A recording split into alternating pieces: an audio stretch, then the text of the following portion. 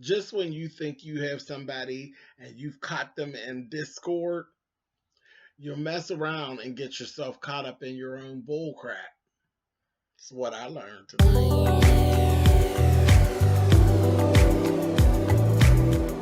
And I'm like, come on through, Cookie. I want to put my soapbox. That's basically it. Let's talk about drag and all its forms.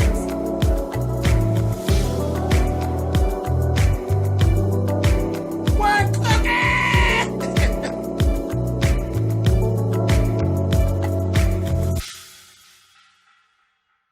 Hey guys, thanks so much for clicking on the video.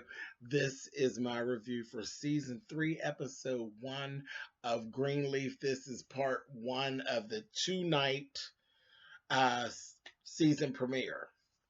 And like I said, what I learned tonight from watching, people, you think that you got a lot of discord going on and you think you can make some little slick moves, and if you're not very careful, you'll actually get caught up in your own bull right in the midst of you thinking you turning it out. This is what I found. There's 2 little harlots, Jezebels, if you will, whatever you want to call them, little whores, who think that they actually really got the Greenleaf clan by the balls. And all along, I'm sitting watching them. They're getting so sloppy. They're going to expose themselves. But we're going to talk about it. Anyway, let's get down to it. First things first, Bishop Greenleaf, Bishop James, is waking up over there at Rochelle Cross's place. And he has all his clothes on, just the only thing he has off is his shirt. He literally went over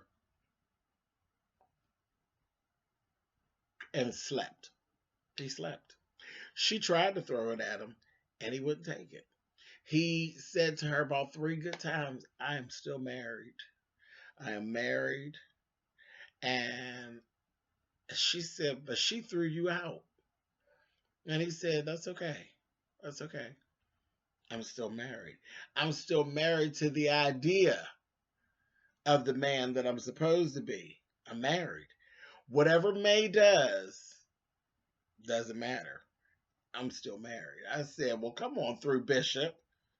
Come on through. Because, you know, he's had a hot dick up until this point. So, whatever it is, where good old Rochelle thought it was going to be so easy. She really did. She thought it would be so easy to seduce him. And, no.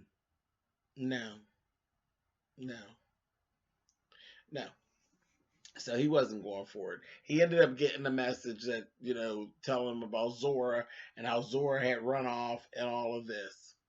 Kind of carrying on. Meantime, in between time, Jacob and Carissa done found Zora. She's somewhere like literally 10 miles outside of the state line, about to make a run for it with the little boy, with the, you know, little ass whooping little boy, him, and said she was in some roach motel. He brought her back home, baby, and she sit up there acting like him. She told him, he told her rather, don't slam my goddamn doors and you're grounded for life. And then told the baby, the little boy, don't act like your sister. And Carissa was like talking, and she's like, you know, well, Jacob, she didn't want him to be so hard on her. And I'm like, baby, she is him and he is her. Whatever you're talking about, Carissa, ain't no good. Zora is a whole piece of work. Let's not forget that. Whatever. Later on in the program, we see Zora go to her mother and she playing games. She gets on her mother and gets to crying and so I just didn't know what to do, and I just don't want Daddy to be mad at me, and everybody's seen what happened and I didn't want him to get in trouble. And I said, this little whore, she's full of shit. I don't trust Zora. I don't know about you all. Leave it in those comments. Tell me what you think. I don't trust Zora. I don't. I don't at all. And we're going to talk about that a little more later, too. Let's talk about May and Gigi. So they're at the house. Charity shows back up. And they're kind of getting a little download of all the things that have gone on. The fight, and Zora being gone, and Daddy being gone from the house. And Charity says, I've been gone for just one day, and all of this goes on. You all need me here more than y'all think y'all do. Charity, baby, what would you have done? What would you have done, Charity, that would have changed the things that have gone on in the last 24 hours, Charity? What, sing a song? Girl, if you don't get somewhere and sit your ass down, sit down. What are you going to do? Marry another gay man? Have another baby? What? Sit down. She is so ridiculous. Like, she's getting Child Jabari done put that thing in her, and she done went stone cold crazy. Stone cold crazy because you're still married. Or did you forget that you were still married to Kevin? Meanwhile, you're fucking Jabari. Yeah, they really needed your help. One more iron in the fire, honey. That is the Greenleaf plan. Right. Anyway, in the midst of all of that, everybody's clearing out, and then the room is left with May and Grace. And Gigi says, how you holding up, mama?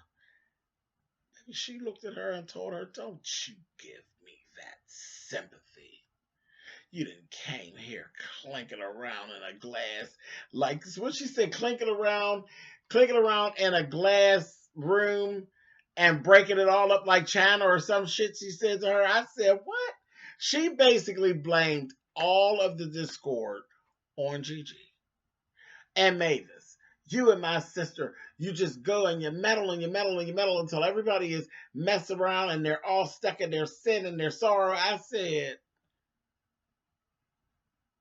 so you're upset with her because her and Mavis make you face your reality. So you're mad at her. So all of it's all her fault. And Mavis. Gigi came home for the funeral. And that, the whole, and she was saying, the whole thing with Mac. Oh, yeah, we're still paying for that. So she made Mac be raping and molesting. Mavis made your husband fuck her and been fucking her for the last how many years? That's all their fault? Really? Okay, girl. Then told Grace, you don't even know the meaning of the word. Well, you want to name her that, honey? I said, girl, you doing too much, First Lady. You doing too much. And she told her, she was like, I'm not taking responsibility for all that. It's all a mess. This is all a mess. It ain't got nothing to do with me. Honey, and she went over there and told her, she said something to her and went to rear back to slide. I said, girl, don't do it. Don't do it, because the last person to put their hands on Gigi, baby, end up eating the rug through a glass table. Then you can go ahead and slap her if you want to. Go on and slap her if you want to, because she fucked your damn brother up. Now, what you gonna get? I said, Lord have mercy. I said, okay, whatever. And she ended up walking off. I said, that was the best choice for you. Because I don't know about smacking Gigi these days. It's just that just ain't. That man that came in there, y'all remember the man that come in there and took her daughter away and all the I wouldn't smack Gigi. Not right through here. Not right through here. Don't do it. Don't do it. Anyway, moving on. So Rochelle comes down to the church to see the bishop, right? And first thing she comes in, she gets met with some fierce old nasty old church shade from Corinne. Corinne is the secretary for the bishop.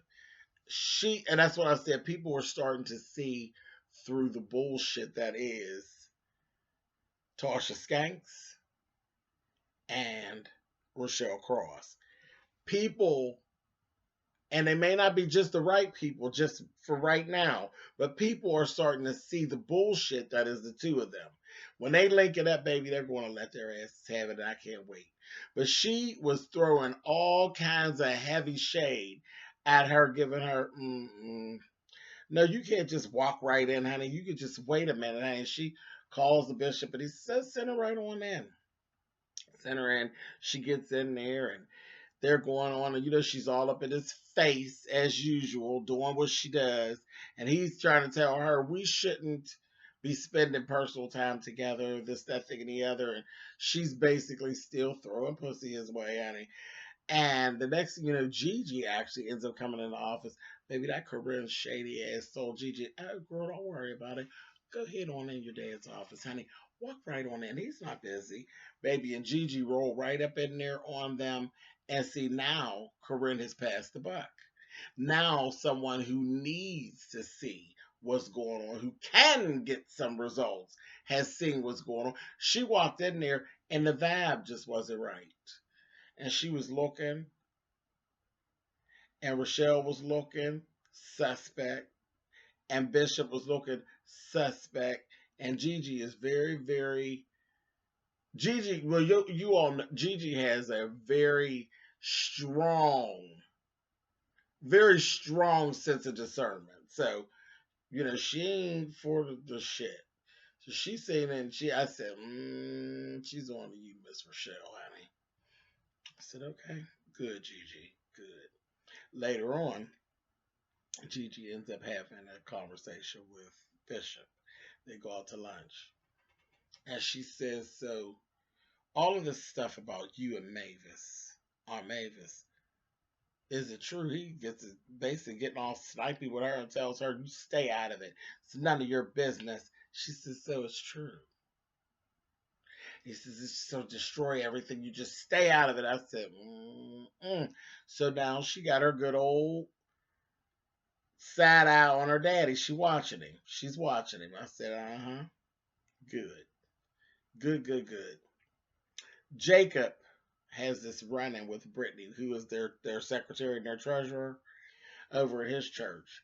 And she was talking rough to him and telling him, you're going to bankrupt this whole church, with him trying to do his ministry, for the homeless and all of that.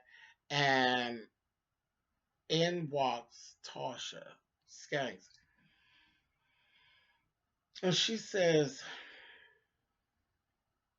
that Brittany, she never spoke to Basie like that. You need to fire her. You don't need to be letting her talk to you like that. You need to fire her. I said, look at her trying to Jezebel. Complete Jezebel. She's a Jezebel. And she's trying to, she has gained Jacob's ear and she's playing on it. And I'm like, oh, I can't wait until you get found out. He went home that night and he talked to Carissa a little bit about what had happened. And Carissa's like, wait a minute, just calm down.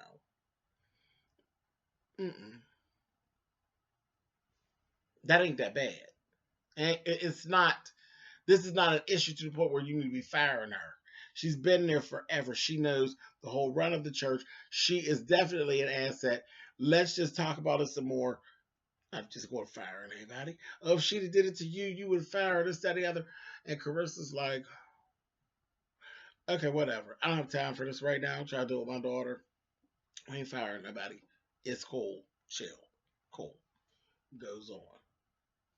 That's that. Later on in the program, that Sunday at church, Brittany comes in and she says something else to Jacob. And I thought she was a little up here talking to him, and he's the pastor. But sometimes somebody got to, Jacob's one, you have to talk to him like that to get his attention. Okay? She went to say something to him. She says, you seemed off during your sermon. Are you okay? He's sitting there with Carissa. He had just got done telling Carissa that he was off because the only thing he could think about was Zora going to try to escape out of one of the doors and all of this. And she said, and from the collections plate,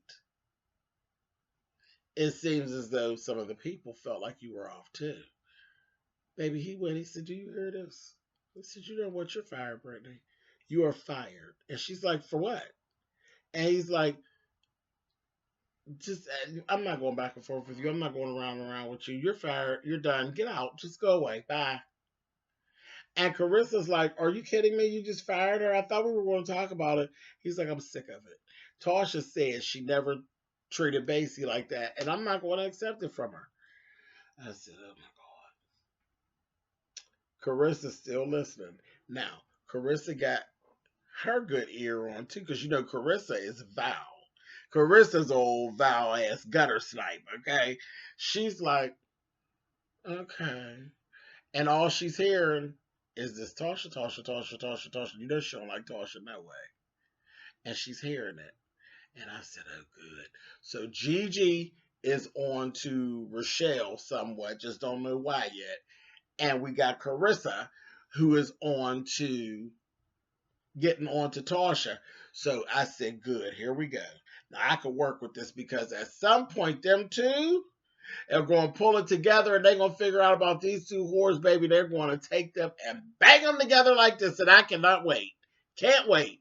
But anyway, the bad thing was that Brittany wasn't wrong because during the service, that goddamn Zora was stealing out of the collection plate. I said, oh. So yes, the funds were down, but not for the reason that she thought they were down. The funds were down because Pastor's daughter is a thief. There were thieves in the temple, honey. She was steady filling her pockets. I said, look at this bitch stealing down to the church house. PKs, honey. PKs doing it all. Cut that. Anyway, speaking of PKs, Charity and Kevin.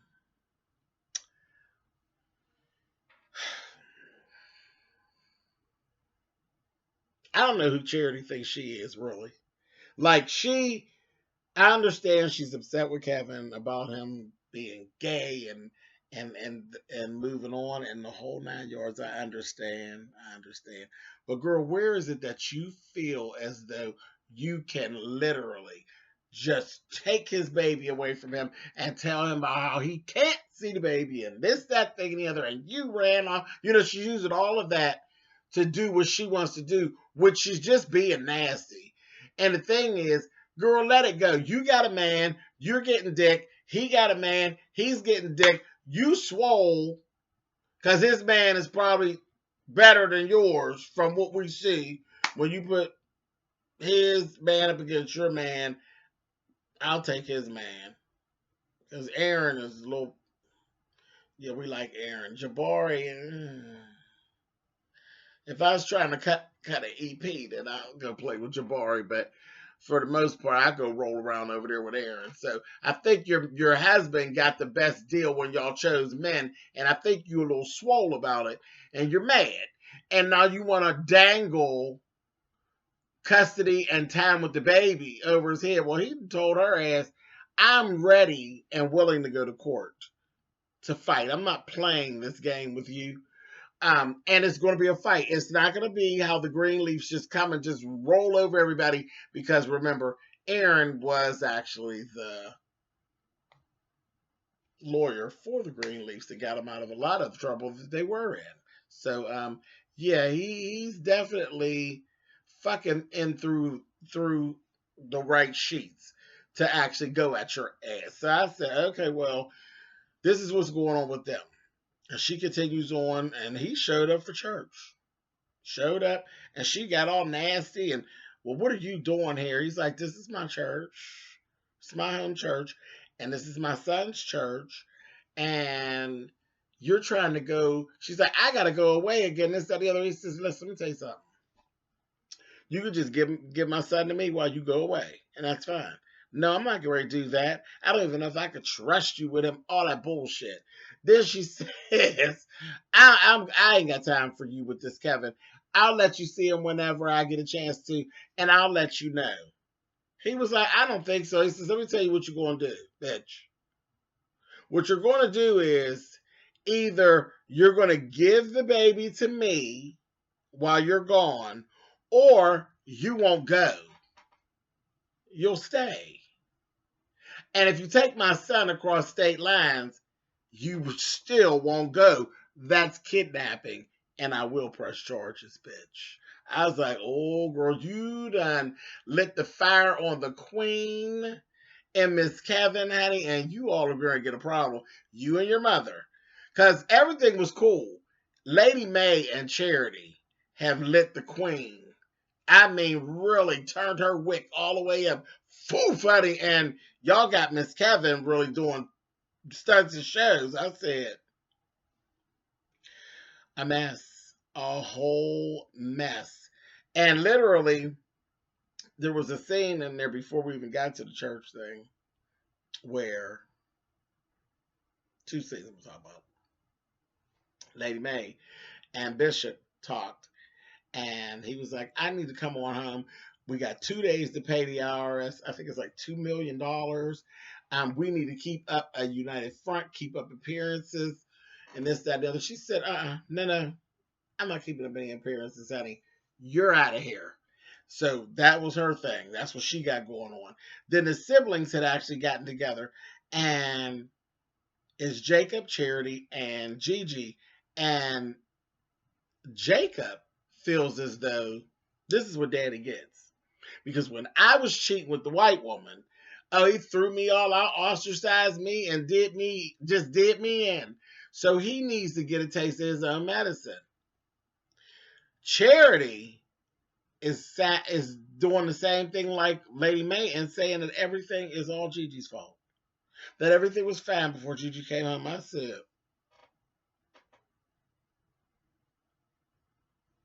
I don't like that. I don't know what's up with Charity, but Charity is about to really make me tear the first layer of my skin off. I can't with her. She's just doing too much, way too much. Anyway, so Sunday, Lady May didn't go to church. She's kind of walking around, gathering her thoughts, doing whatever, and she ends up going over to Jacob's church, and she runs into Tasha Skanks. Tasha Skanks go over there. She done got up in Lady May's head. She's over there. Lady May's like, what they got you? Girl, they got you doing out here fixing the cookies and shit, fixing up the table, the snack table afterwards? She's like, you used to be the first lady. And they got you over here fixing snacks, and she's like, oh yes, it's okay though. I'm so blessed. This that. Throw a pity party for herself. And then she begins to tell Lady May about this other woman who used to be a first lady who had all this unfortunate stuff happen to her, and then the husband left her, and then she ended up just broke and desolate, this, that thing, and the other, on and on and on, steadily playing, playing the game. Because remember, Rochelle and Tasha are like this. They're sister-in-laws. Nobody knows it, but they're actually sister-in-laws. And honey, Lady Meg was listening to her. Next thing we know, she was going, baby. Her wheels were spinning. She's out of there. She left the church, went on over there. And next thing you know, whenever the pastor came through and he was like, I'm coming to get my things, she said, James, you can stay here until after the IRS situation is handled, and then I'll let you know from there. I said, oh, girl, got up in your head, honey. Got up in your head. So you got Tasha's in Jacob's head, Tasha's in Lady May's head, but Carissa ain't feeling Tasha. Gigi ain't feeling Rochelle. And Rochelle's having a hard time getting up in Bishop's head. The two of them were together. Tasha and Rochelle were together trying to pick out sexy lingerie for her to seduce the damn Bishop. I said, oh, these two horses are a mess. Absolute mess. So, last things here is Gigi and her boyfriend. Can't even think of his name. Rick Fox is his real name. She sat with him and he's like, nah, I'm kind of staying clear. I ain't trying to come to church. The church is a fucking mess. Y'all got a whole mess going on down there and I ain't feeling it. So I was like, good. Then she ends up talking to him. He told her, she told him rather. He said, how was church? She said it was weird. And she kind of has explained a little bit. And she says, you know what? I don't care what my mother says. My family means something to me, and this church means something to me. And she says, and I will not allow either one to go down without a fight, my family or this church. And Gigi had this look on her face like, I don't know exactly what's going on here, but I am not for the shits, and I'm about to turn it out. And I'm so here for it. I'll be watching just like this, Miss Gigi, honey. Get them. So that is it. That is part one of the season premiere. Baby, I am living, living, living, living. And I am so glad that Greenleaf is back. So glad it's back. And I think we're actually going to be introduced to Miss Patti LaBelle's character tomorrow when the second part of this premiere actually comes on and it comes forth for us, honey. I cannot wait. I'll see y'all on the other side, honey. Later.